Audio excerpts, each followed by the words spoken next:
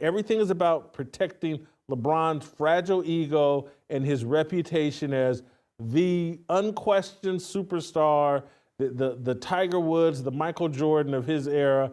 And I just don't believe it's true. He has to deceive these ignorant masses that are unwilling to go and check the facts for themselves. This was so inevitable to see coming with the ego on this guy. The athleticism isn't there anymore.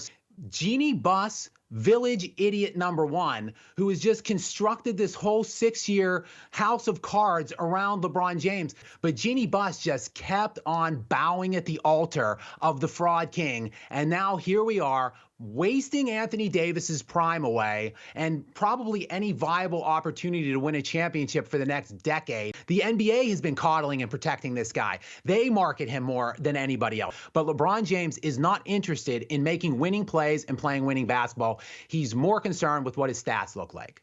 WNBA's viewership might start rivaling, maybe even surpassing the NBA. And wouldn't that be a hilarious and humiliating final chapter for the legacy of LeBron James? LeBron, he's hurting this kid's career. Like, the pressure that he must have placed on Bronny to come out of college when he clearly wasn't ready and put him in this environment has opened him up for this kind of criticism. What kind of parenting is this? What kind of tactics are these that we're seeing from him? And now, you know, the whole way LeBron has been talking about this as if it's an accomplishment for him, because again, the longevity stats, the longevity metrics. So I think this whole season is just looking like a colossal disaster from the outside looking in. LeBron James has constructed this narrative around him. Like, when and how did this guy pass several key players?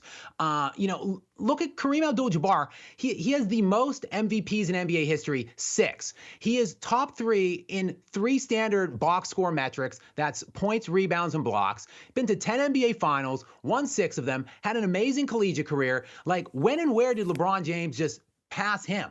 When and where did LeBron James jump Kobe Bryant, who was in his same era or the requisite kind of an era? Like, how did LeBron get to Michael Jordan? Somehow, somewhere along the line, it's the media influencers that have hoisted him up.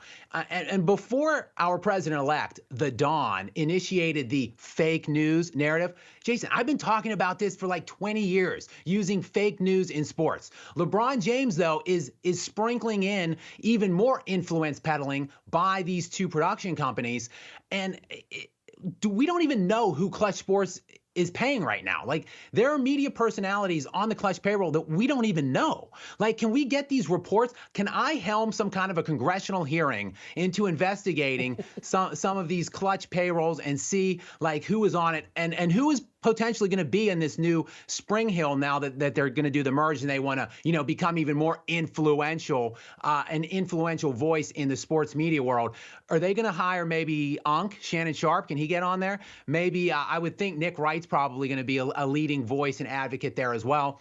They're just going to take the bait from what the media is peddling and giving them. We saw very interestingly in this presidential election cycle, the most amount of people, at least the amount of people that were voting for Donald Trump, looked outside of what the media was lying to them about for the last, 6 to 8 years. Will we have that kind of push in the sports realm to reject the LeBron messaging? You know, this has been kind of my crusade for the last couple years, is to try to shine some kind of a small light on the inaccuracies that kind of follow him and present around that case.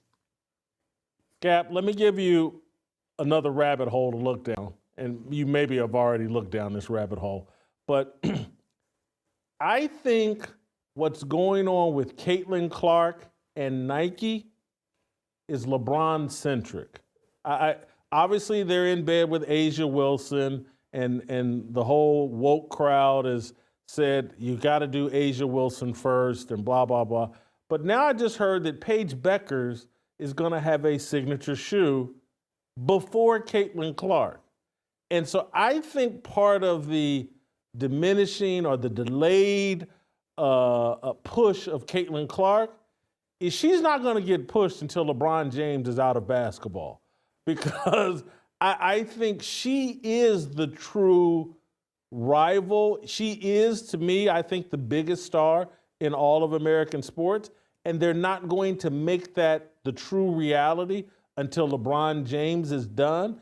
If Caitlin Clark were up and running the way she should be over at Nike and being pushed the way that she should be, I think her shoe would dwarf whatever, an apparel sale would dwarf whatever LeBron is doing. I may be going overboard, but I promise that's what I think. He's never sold apparel the way Jordan and Tiger Woods have, and I think Caitlin Clark, whenever they really get her up and rolling, she'll dwarf whatever LeBron did.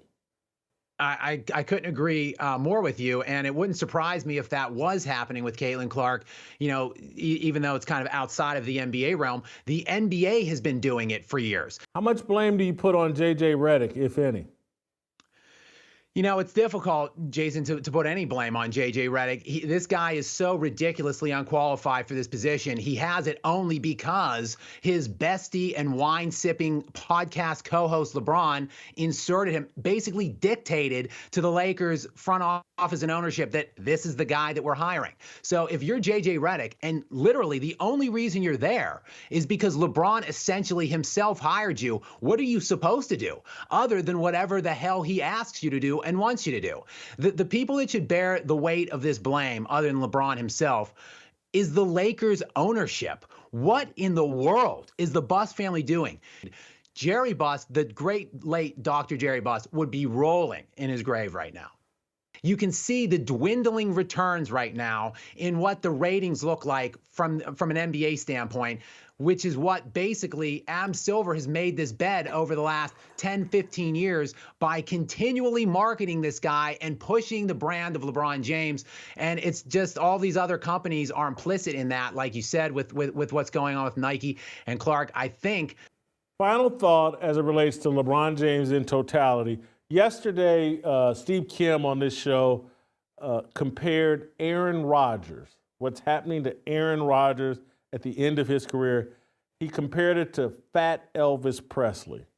And I'm wondering, is that not what we're saying? But your argument would be, hey, LeBron was never Elvis Presley. He was never, the king of pop as Elvis Presley was or whatever. But what do you think about comparing LeBron James at this stage to the Fat Elvis Presley?